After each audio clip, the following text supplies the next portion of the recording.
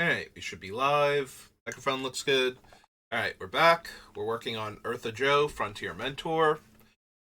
Here she is. And we stopped at Streets of New Capenna last time, which brings us to Strixhaven. Um, Starting a little late today, and I skipped yesterday because I had to go in like 4 hours early to work and still work my normal time, so did not have any time yesterday. Basically woke up, ate lunch, watched like a 1 hour video, and then went to work. So that was pretty brutal. And then today I had to go buy a new chair because, as I mentioned in one of my other videos, the back of the new chair I bought like late last year decided to give out on me. And this morning I went to sit in it just to like do my morning routine, and it broke off even more. So most like half of the back now is like snapped off. So rather than keep sitting in until I fall on the floor, I figured I should go get a new chair. So I had to go find one and then do lunch and everything and make sure I'm ready to leave for work when I'm done here, because I won't have a ton of time after I'm done. But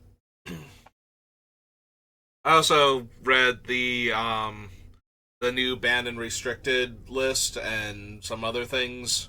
So, of note for our purposes, the Unfinity cards that deal with attractions and stickers have not been banned in Commander yet. So, they will continue to stay legal there as far as I'm aware until something else changes. But that does mean that the few cards that I've selected for my Commander decks are still technically legal right now, in that they are actually legal in Commander, even though they've been banned in the other formats. Also, the non-sticker, non-attraction Unfinity cards that were legal in Legacy and Vintage are still in, and therefore still legal in Commander also. I say that like being legal in Commander and Vintage and being legal, or Legacy and Vintage and being legal in Commander are comparable, but that's usually how it's done, is that cards that aren't legal in the other formats are always legal in Commander, Vintage, and Legacy.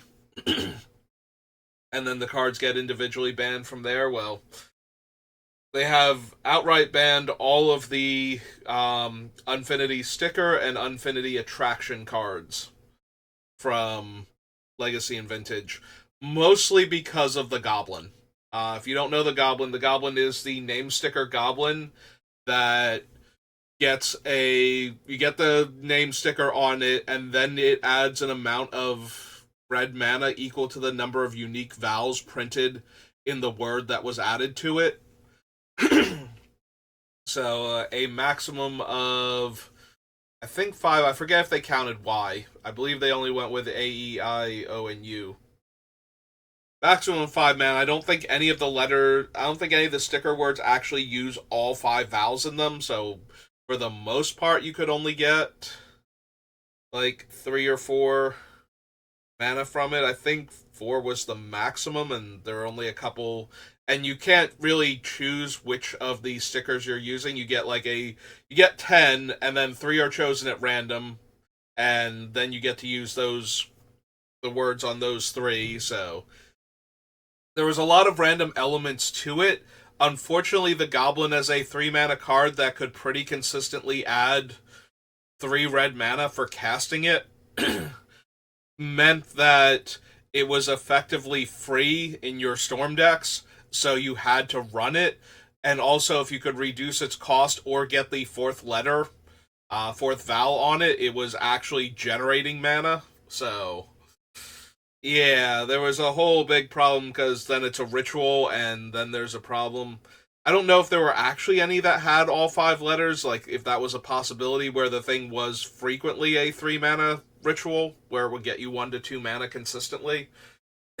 But it was the biggest problem, and Magic Online, which has all of the other cards function normally, could not be adapted to function properly with sticker cards, and therefore the goblin just rolled a die essentially to determine how much mana it added within a set range.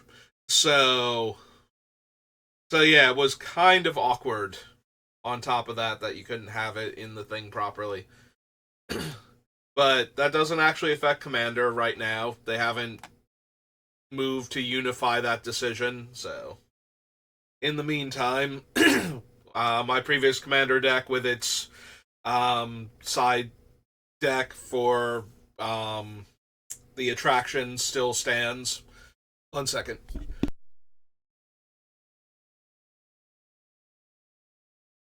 Yeah, sorry about that. I knew I was gonna have to like cough really hard to try and clear my throat there.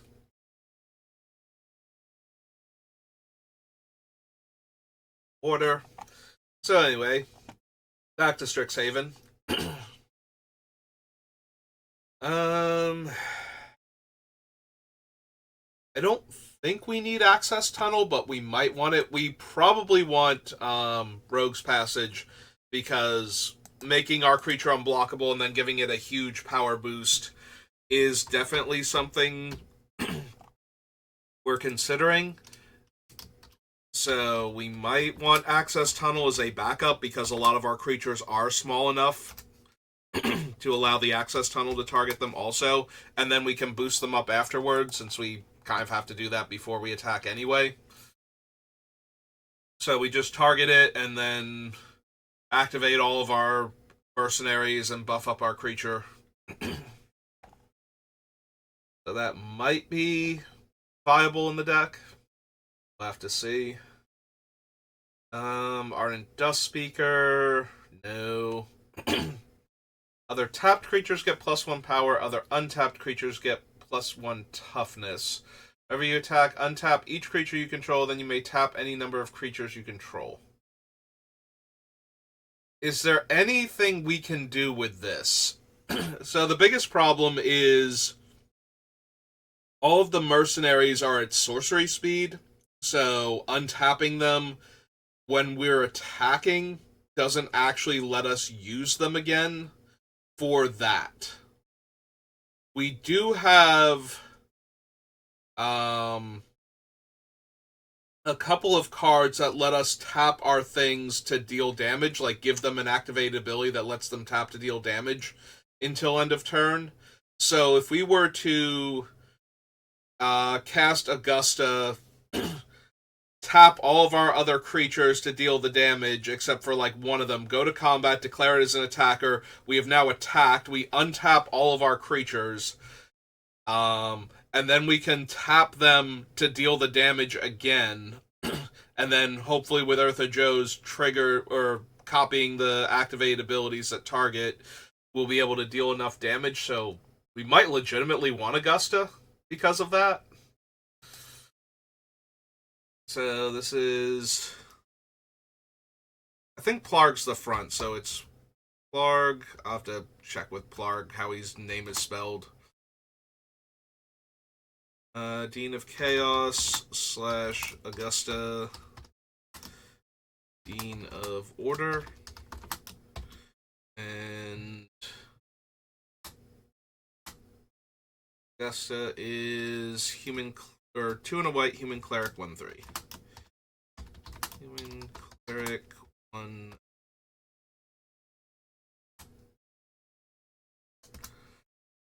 Alright, when we get to Plarg, we'll add him back in, or correct his spelling and put in his game text.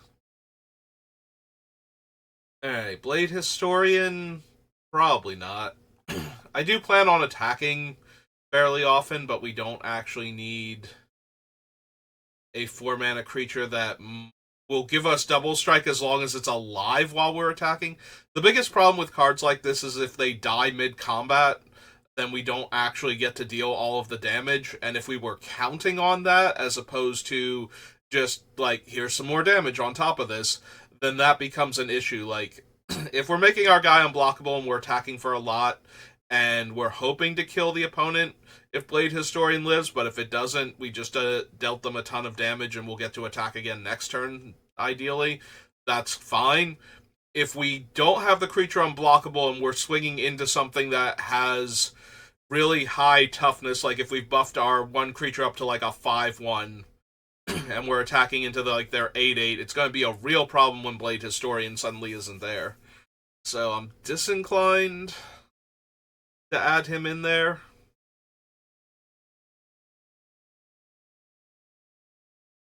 Like, it's not super important. He's not doing anything else that we care about, so giving my guys double strike is nice, but not a huge deal.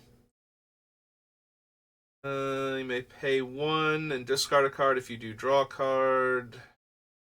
May cast it this turn. No.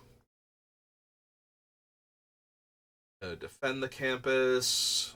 Only your opponents may activate this ability and only as a sorcery. Nope. No to Devastating Mastery. Sonic Intervention. Dragon's Approach. Put a 1/1 counter on each creature you control with a 1/1 counter on it. Nope. Magecraft, Efreet Flame Painter, no. Spellbinder, no. Spell, Explosive Welcome.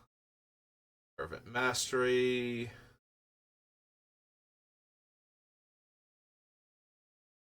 No. Stay of Class, Flame Scroll Celebrant. Whenever an opponent activates an ability that isn't a mana ability, deals 1 damage to that player. That sounds like a card I don't want to see. Why would you threaten me with that card's existence? You mean Effigy? No. So Fury Calm Snarl is fine as far as dual lands go. The biggest problem with it is that we'd be using it in the budget build, in which case we're losing out on Plateau and Sacred Foundry as 2 of our Mountain Plains cards. So the only dual lands we have that would meet the requirements are the Dominaria one, the Kaldheim one, and possibly the Murders at Karlov Manor one. So, and I already have Clifftop Retreat, which is just a better version a lot of the time, because we can play out our lands early, and then I don't think we want Fury Calm Snarl. Unless we desperately need another dual land that can come into play untapped. Which we might, so I guess I add it to the list just in case. And because I'll forget to come back and add it in later. Is the problem.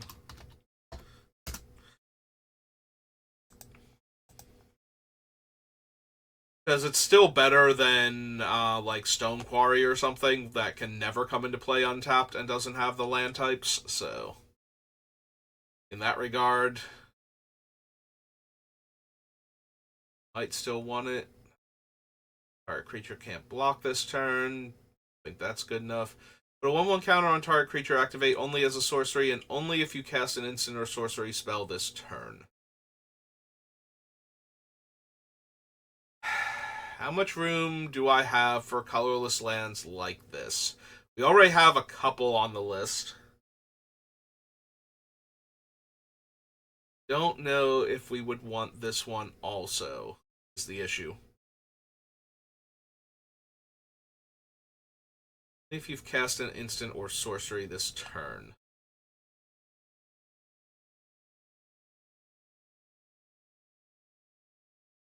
I'm inclined to say no. So, keep going. Spirits you control get +1/+1, have haste and trample. Another non-token creature you control dies. Exile if you do. Create a token that's a copy of that creature except it's a spirit in addition to its other types and has, when this creature leaves the battlefield, return the exile card to its owner's graveyard. It's inspiration, no. Illuminate history. From your graveyard, create a tapped 3/2 red and white spirit creature token. No, no. I don't need letter of acceptance for anything. We'll get +1/+1. That's true. All of the Magecraft effects are triggers, so we're never going to get to copy any of them.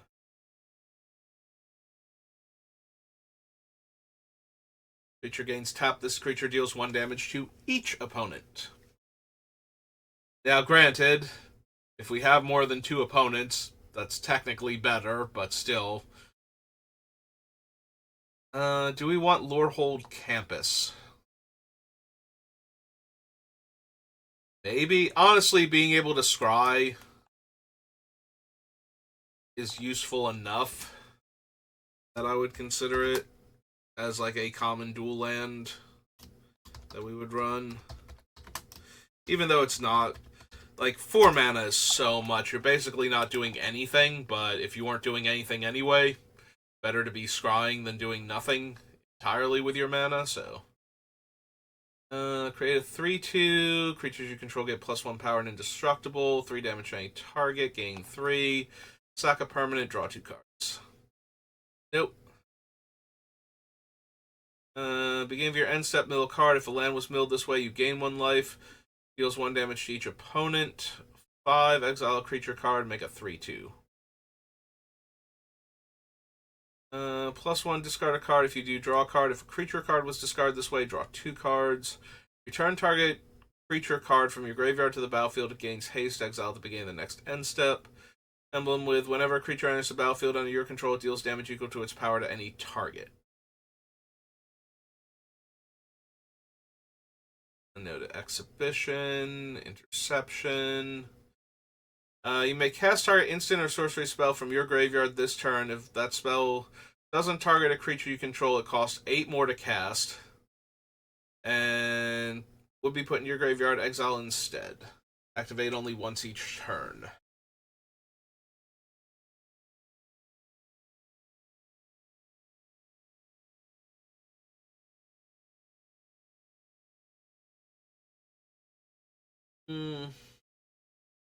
Eh. We don't really have a whole lot of spells that target our things. It's not like we're building a feather deck where we care about the spells targeting or the abilities, so I guess ultimately no. Can't run Nasari because the other side is blue. Pigment Storm, Pilgrim, Pillar Drop Rescuer, Drop Warden. There's Plarg, 2 Gs. It's an Orc Shaman. 1 in a red. Red Orc Shaman 2/2.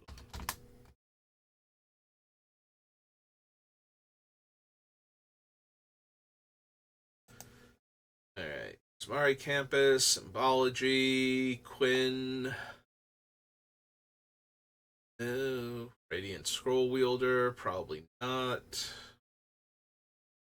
Turn up to 1 target artifact card, 1 target enchantment card, 1 target instant, and 1 target sorcery, and 1 target planeswalker from graveyard to hand, exile, reconstruct history.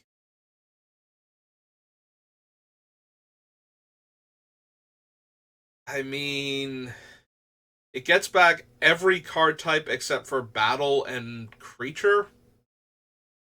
And I'm pretty sure we have every every card type on the list except for a battle. So it's potentially a 5-for-1.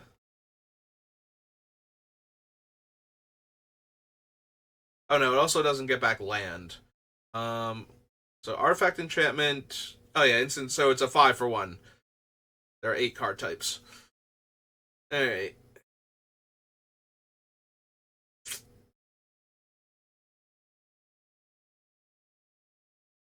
I mean, realistically, it's going to be what, a 2-for-1 or a 3-for-1 if it resolves. Still not terrible for getting back our enablers, basically. So,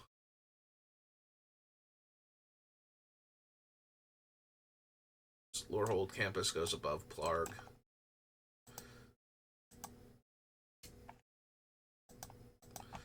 Know why I copied instead of cut, but here we are. Alright, reconstruct history.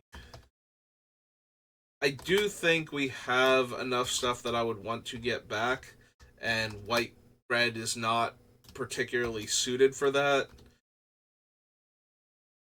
But I might just want to consider this, and it's 4 mana, not 5, sorcery.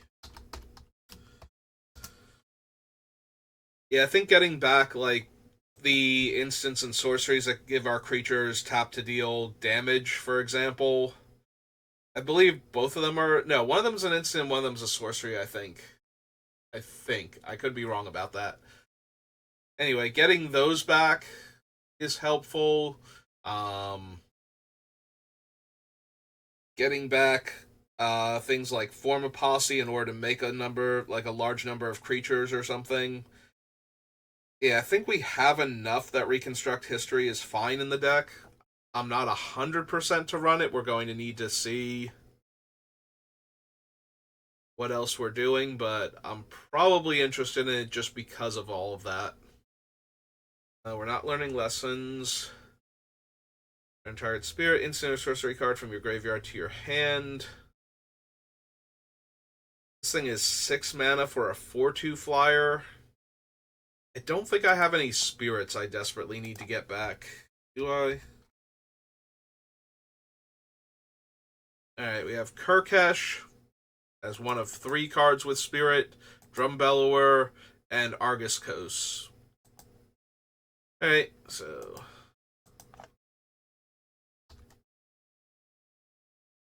up there. I don't need Rip Apart, I don't think. Rendezvous, like, there are better burn spells and there are better artifact and enchantment removal spells, so I don't think the versatility on that one is good enough. Can't run Shalai because of what's his name's dad on the other side? Enan, I think. Remove a book counter, add colorless, remove 3 book counters, draw a card. No. Oh, cool! Mid-thing, Gather has decided it needs to update today. Thanks, Gather. That's super helpful. Actually, can I go back one more? Okay, I can be on this page so I can see what set I want to go to. Alright, so white and red. And we need Strixhaven.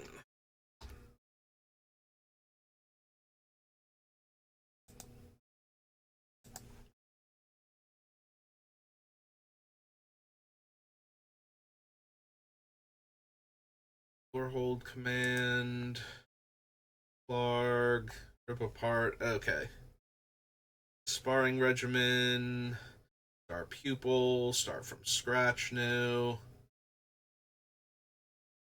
Familiar. No. 4 cards. Leave your graveyard. Scry 1. Not really. Exile a card from your graveyard. Target creature gains flying until end of turn. Only costs 4 mana. No. Don't need Strict Proctor, Strixhaven Stadium. Gain 2 life, you may discard 2 cards, draw 3 cards. Gains flying if you control a flyer, and so on with other abilities. Tap, exile an instant or sorcery card from your graveyard, put a 1/1 counter on Tome Shredder. No.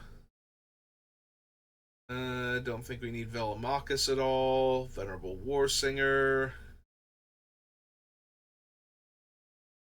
And Wandering Archaic. Nope. Okay. Strixhaven.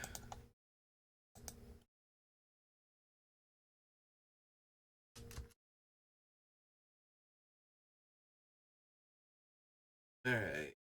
Strixhaven was Stronghold, and then Tempest.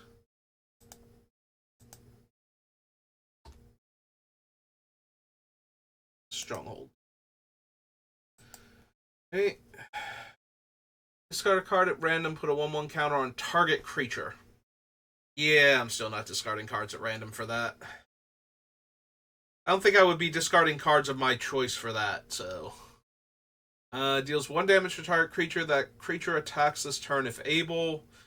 We don't have the best bodies for killing off our opponent's creature, so if we force something too large to attack, it will probably just rumble at us. Don't think that's particularly good. The Lycids are like equipment. If we target two things, they'll just bounce from one to another without actually doing much of anything in between, so. Target creature cannot block Duck Crawler this turn. Nope. Fanning the Flames and Staring Bridge. 4 damage to target player and each creature they control. Fling. Enchanted creature. Hellion. They all affect themselves. It was the Flowstone Overseer that could target other creatures, and it was way too mana intensive for me to go around killing stuff. I don't need the Hornet Cannon. Evasion plans.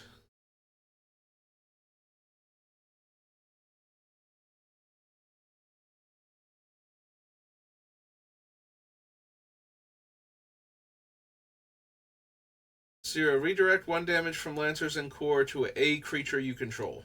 See, this is another problem with not having Gatherer. We don't have the Oracle text. Like, does this target? Okay, so we can redirect multiple points of damage. But that's usually not going to be a huge deal.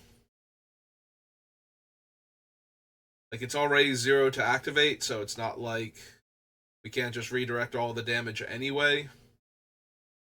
But the way it's worded versus how I would need it to be worded in order to matter for our deck makes it kind of awkward. So, this dealt damage deals that much damage. 4. Remove 3 study counters, sacrifice it, draw 7 cards. Ruination.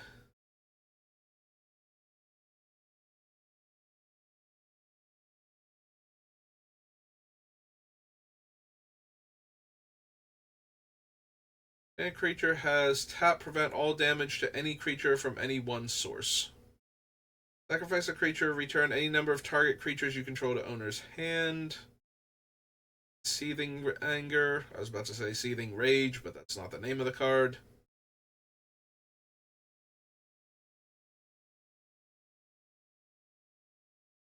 Shaman and Core lets us spread damage around, but that's about it. Guard Phoenix. Wall. Shroud Falcon. Yeah, Spitting Hydra is just a worse Triskelion. Destroy target block creature. Redirects damage. Target legend gets +2/+2 until end of turn.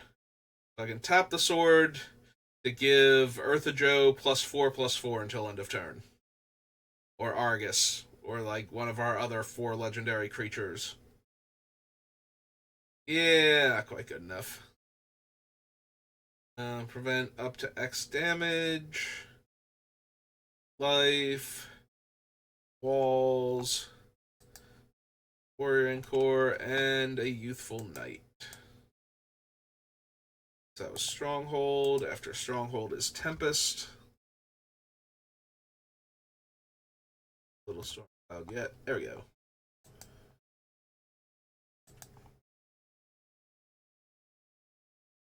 Target creature gains first strike until end of turn. No. Aftershock, no. Puts any number of cards, no. Deals 1 damage to that player for each artifact they control, no. Ancient Tomb would probably be fine. We wouldn't be able to run it in the um, budget version, but it's fine as far as getting Ertha Joe and her other things down faster. It'll depend on how many colorless lands I'm already running, though. Might not have room for too many more. Angelic Protector, Apocalypse, go to Armor Sliver, Oratog, Blood Frenzy, Boil, Gnomes. Canyon Drake gets +2/+0. No. Wildcat, Chaos Goo, Circles of Protection, Clergy, Scroll, Deadshot,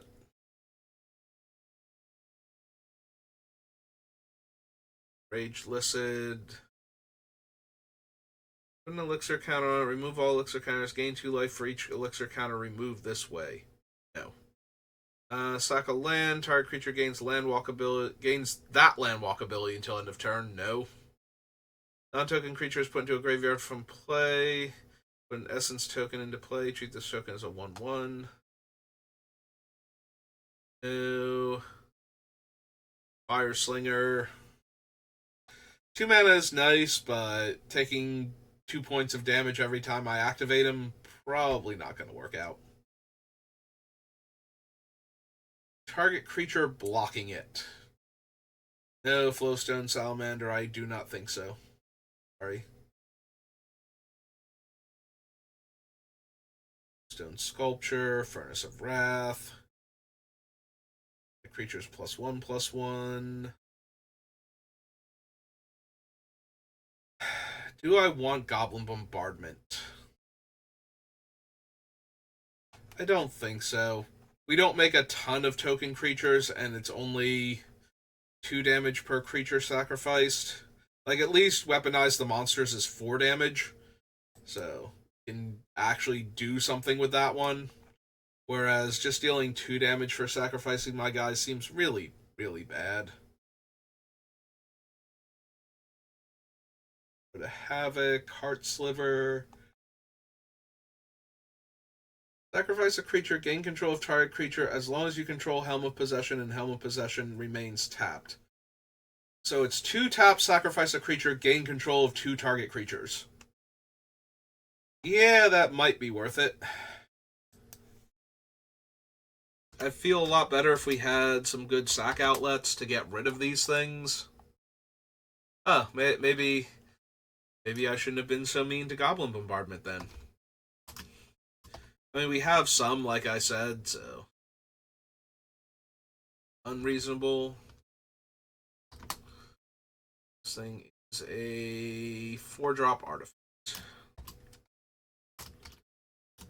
I haven't seen this card in forever. I'm going to assume it's on the reserve list and therefore way too expensive for the budget build, but once I have the entire list, we'll figure out what is and is not viable. I want to keep the deck, like, inexpensive. Suppose we're building an uncommon commander, right? Okay, so Master Decoy does actually require mana. I could not remember. I knew Master Decoy was like the baseline and is a 2 mana 1/2. So technically, Gold Meadow Harrier would probably be better.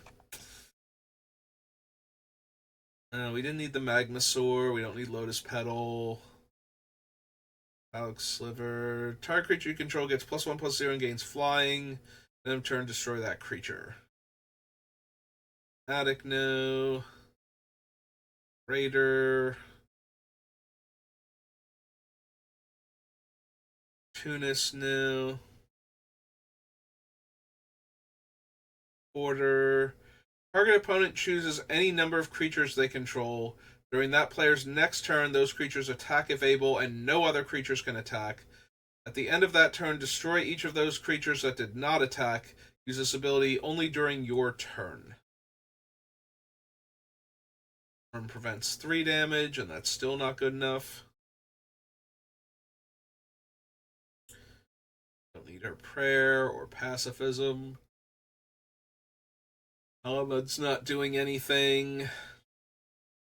I guess it's refuge.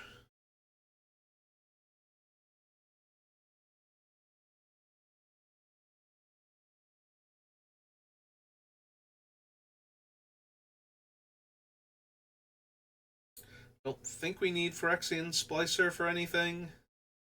So it can get rid of flying, first strike, trample, and if something actually has its shadow.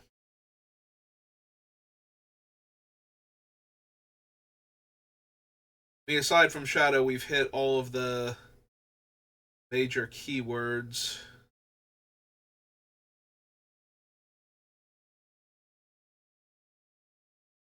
Mostly flying and trample. Those are the two big ones to be able to take away and give to something else at the time. Is Puppet Strings too expensive at 2 tap?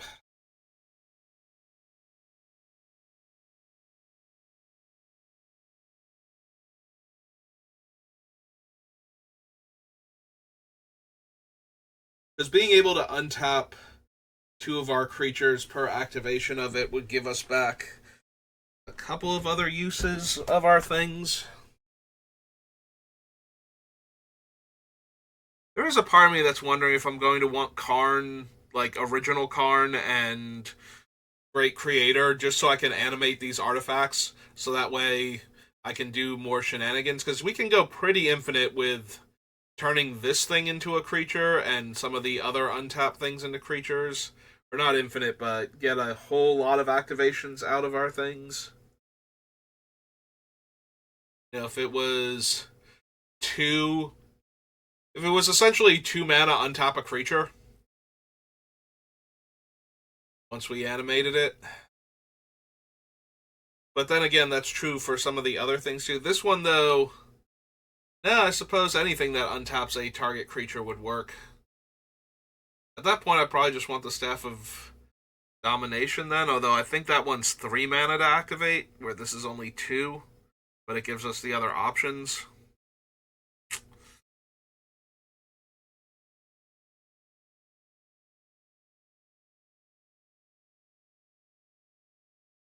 Do I want Puppet Strings? Can I actually use untapping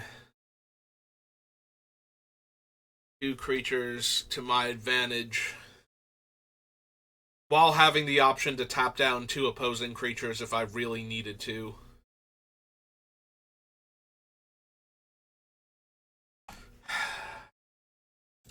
Probably not, but the fact that I'm thinking about this much makes me wonder.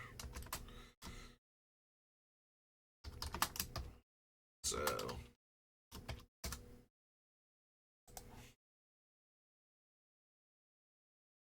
Warlord, Repentant, Repentance. Target creature deals no combat damage this turn. 5 mana to cast and 3 to activate. That's asking an awful lot, I feel like. No, no Scabland. No, never. Literally never. Gets +1/+0, gains Shadow. Already has Shadow.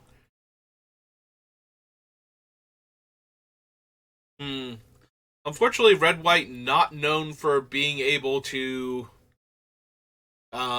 change a creature's type. Similar to the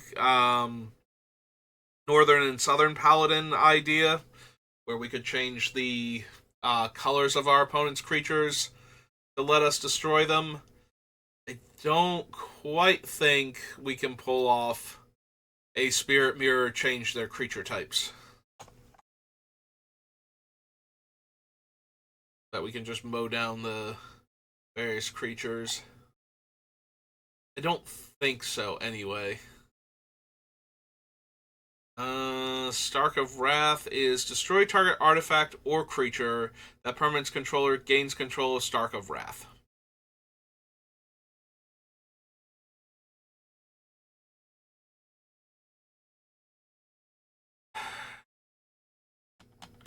We're doing a lot of giving away of our stuff. I wonder if we wouldn't want to like ditch the like Helm of Possession and go with a homeward path at this point, and just run like Stark of Wrath and um, the Yes Man and the Humble Defector, and just use them to get massive card and board position advantage, and then steal them back again.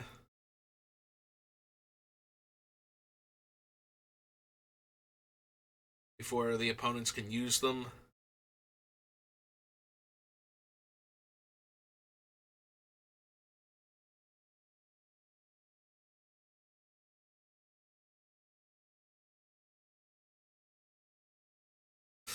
I mean, he's definitely powerful enough.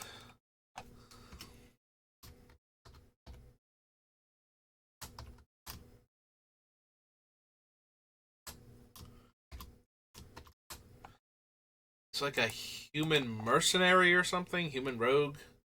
Rogue. Human rogue 2/2.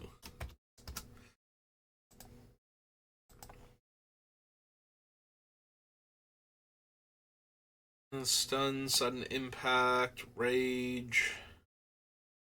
No. Tooth and claw, torture chamber. During your upkeep, put a pain counter on torture chamber.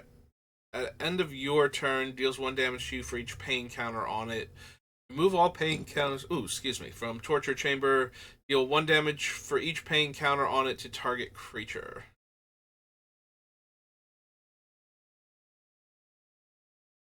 Don't think I need wasteland. Okay, we go.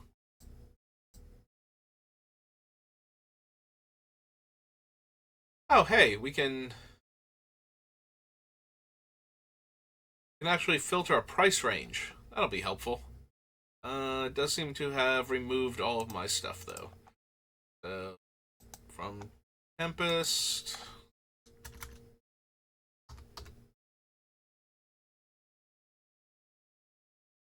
Gatherer.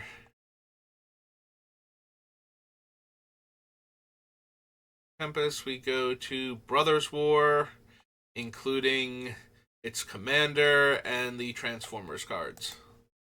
So, red and white set is Brothers War.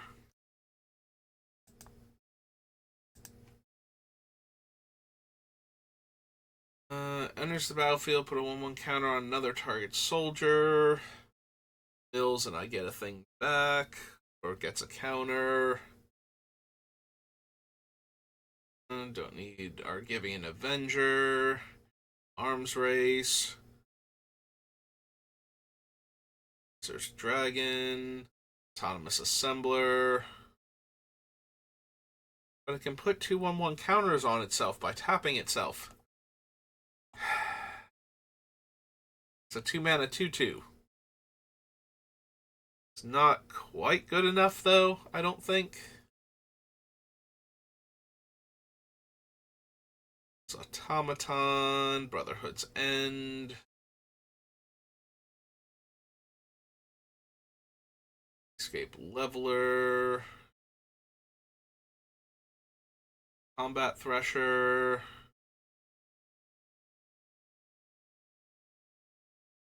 Three damage to target tapped creature. No. Destroy target artifact or enchantment. Oh, that's just disenchant. Don't need Draconic Destiny. Orphan Forge Chanter. Energy Refractor. No. No. Or another creature enters the battlefield on your control. Target creature gets +2/+0. Trample players can't gain life. 7 tap, sacrifice a destroy target permanent.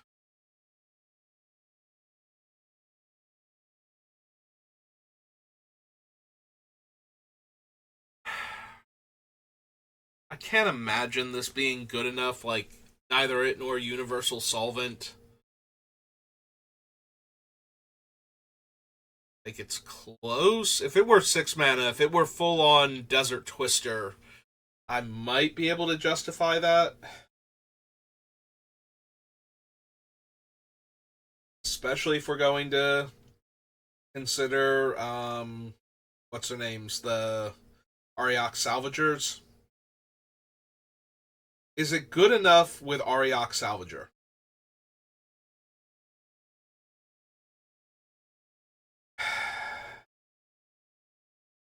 I could get it back every turn.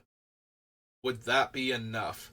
If I had 8 mana or 10 mana to buy it back and cast it and activate in the same turn cycle? That's asking so much from a red white deck.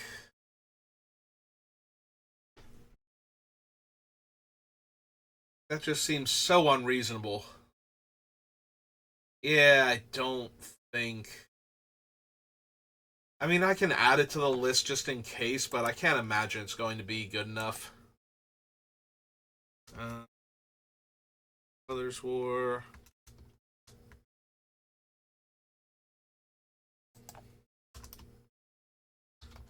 Goblin. It's Goblin Firebomb, right?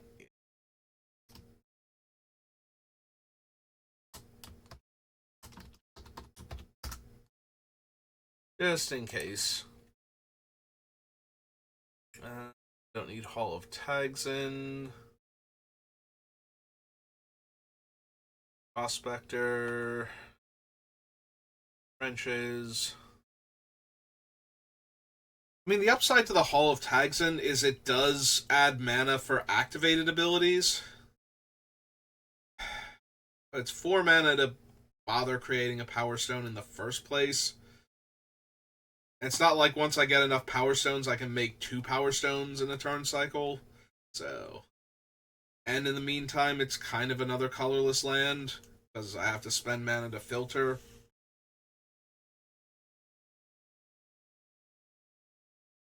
Don't think so.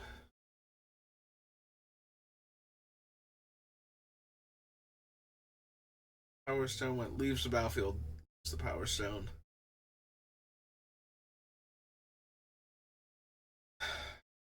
So now thinking about Power Stones and their ability to add mana, like Tagsin, all of Tagsin not happening, am I at all interested in Great Desert Prospector?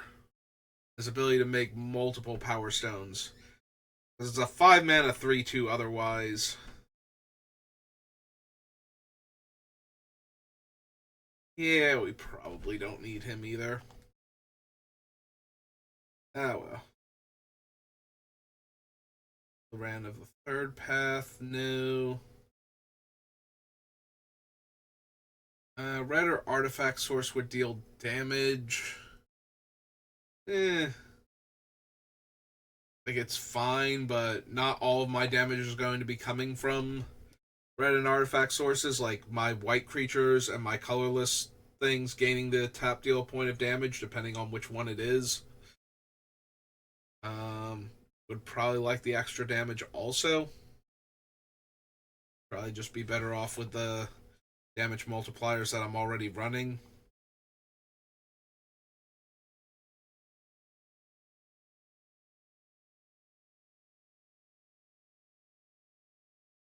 Yeah, none of these things are things I can copy.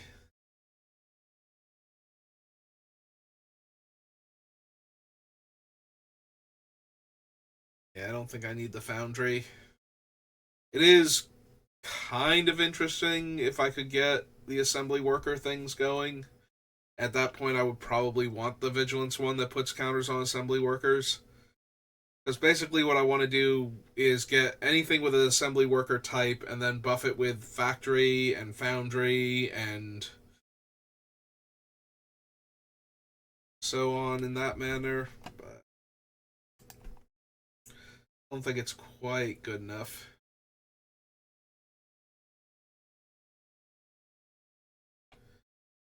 I don't need a strongbolt. Don't think I need Myrel. She's fine as she is in most decks, but He's not doing anything I super care about.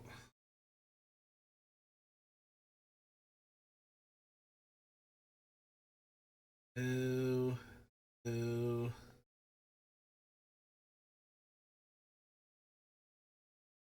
Copter. Recruitment officer. Rescue retriever, no.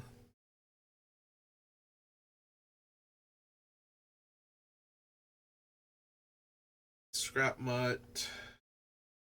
Hitter battalion. I don't think I have the soldiers for siege veteran, so no. Petition, static net. Steel seraph, no.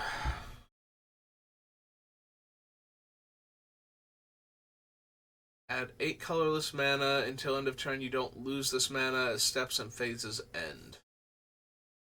No, I don't think so. Supplier, Lightstone, Weakstone.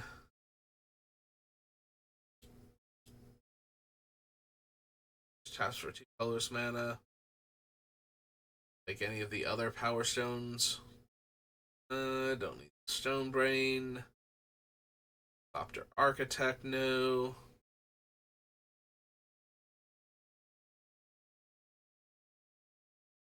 Foreign equipment attached, no.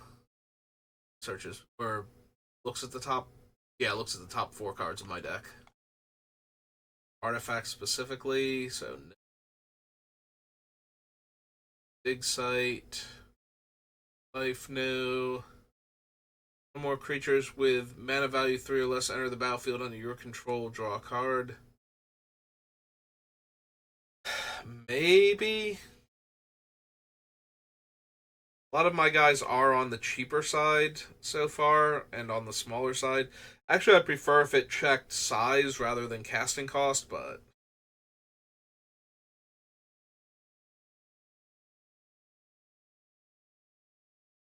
I actually need it though.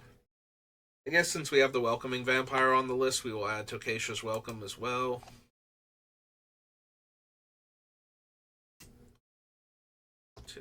Tocacious Welcome. Luna White for an enchantment.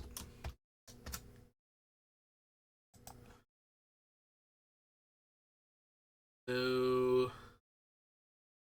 Tyrant gets +1/+0 until end of turn. No.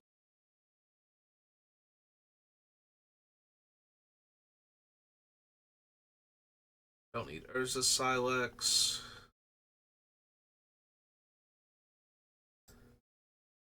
And we don't need them. Okay. Alright, so Brothers War. Rated Commander set.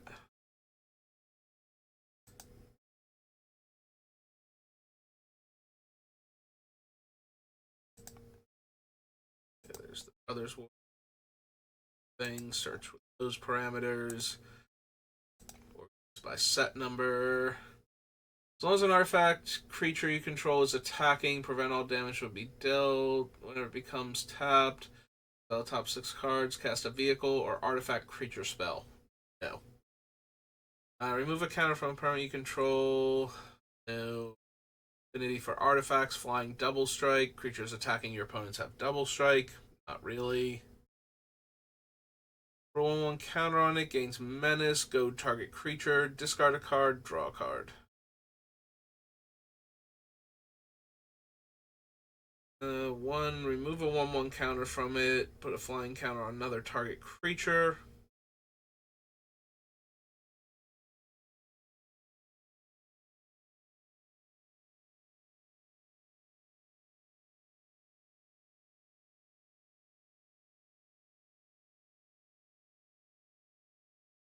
It's a 6-drop,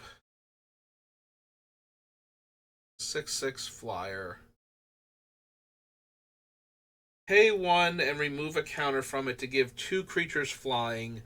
Then I can pay 1 to take the flying off of one of those creatures to give it its 1/1 counter back.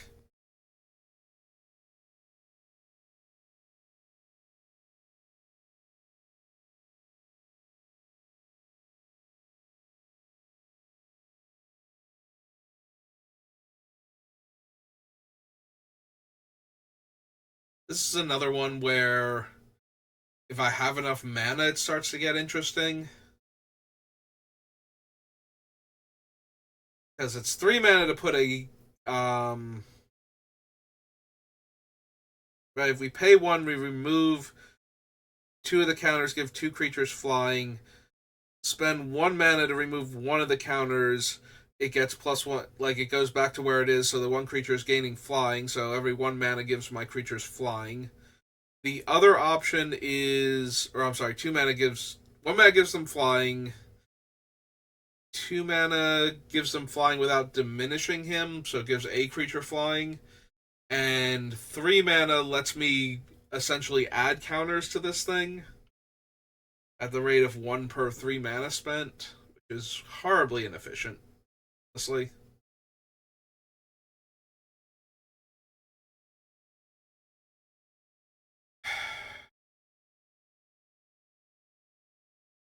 Yeah, I don't think it's quite good enough.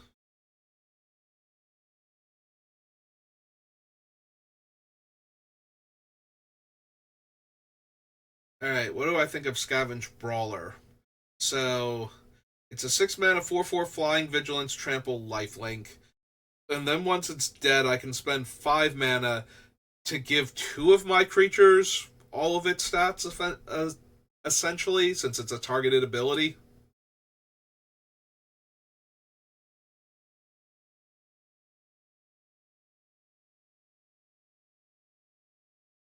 Uh,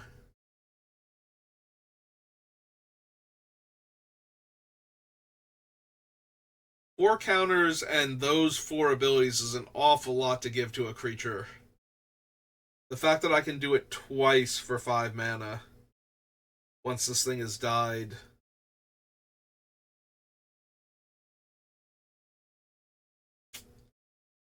Is that actually good enough, though?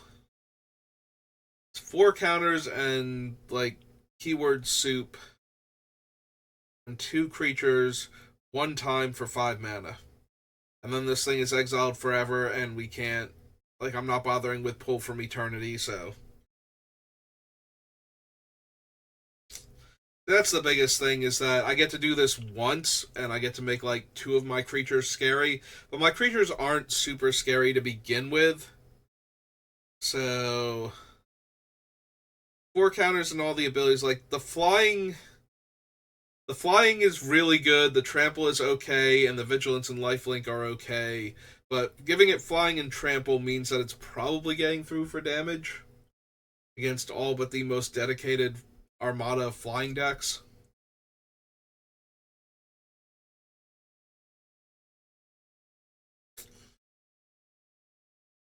Alright, again, if I'm spending this much time considering it, maybe we just need to add it to the list, so pop back down here for commander. And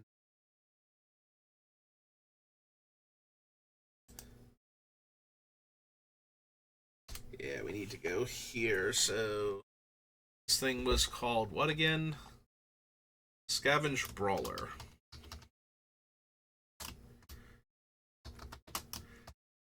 6.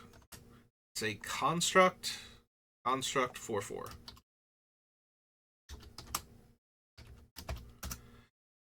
Hey. Whenever one or more artifact creatures you control die, draw a card. This ability triggers only once each turn. 3 mana, create a 1/1 colorless Thopter artifact creature token. Don't need the Crucible. Do we want the Disciple? Probably not. Yeah, it's got that whole weird phasing things out.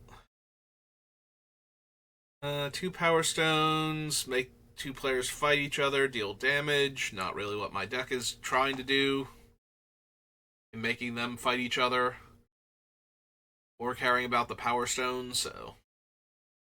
Gets +X+O, where X is the number of artifacts your opponents have. Whenever an artifact an opponent controls is put into a graveyard from the battlefield, deal 1 damage to that player. No, I don't think so. F of Titania. No, and we don't need Urza's Workshop. Alright. Now, what is the Transformers? They're, I believe that's them. So, yep. First strike, remove one or more 1/1 counters from it, deals that much damage to target creature and flips over. Whenever you cast a spell that targets one or more creatures or vehicles you control, put that many. Oh, so for each one that it targets, she gets a counter, and then you can remove the counters to deal damage. Flip her back over. Yeah, it's not quite good enough, I don't think. Exile up to one other target tapped creature or vehicle. For as long as that card remains exiled, its owner may play it. Flips it over. Another vehicle. Creature or vehicle enters the battlefield under your control. Put a 1/1 counter on it. This is the second time this ability is resolved. This one cares about how much life I gain when I don't really gain life. And this is the one that you can give away. You untap it, goaded, and it can't be sacrificed. If you don't, flip it over. First strike, haste, deals combat damage to a player, flip it back. Alright, so... yeah, we're just past the hour mark, actually. So yeah, I've got to get ready to go to work soon, so we're going to call it there.